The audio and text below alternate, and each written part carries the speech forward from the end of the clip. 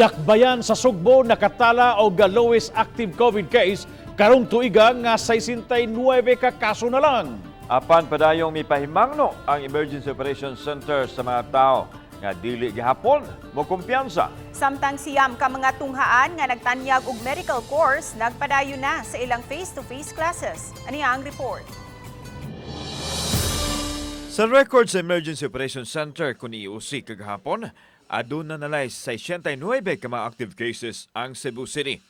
Kini ang kinaubsan nga kaso sulod nining tuiga nga nakatala og 4,000 ka mga kaso ni adtong buwan sa Agosto. Suma ni Konsehal Joel Garganera ang pangulo sa EOC nga nakatampo nini ang vaccination ug ang pagsunod sa mga tao sa minimum health protocol.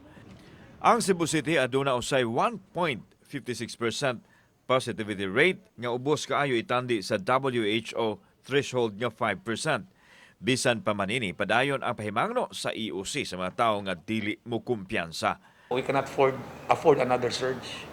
We can no longer. So we have to be mindful in everything that we do. Samtang itugan ni Garganera nga maayo ra ang dagan sa pagpahigayon sa face-to-face classes sa siyam ka mga eskwelahan sa kolehiyo nga nagtanyag og medical courses sukad sila gitugutan. They have to be fully vaccinated. Kay dili sa sila dawaton. Unya, they are not assigned in COVID areas.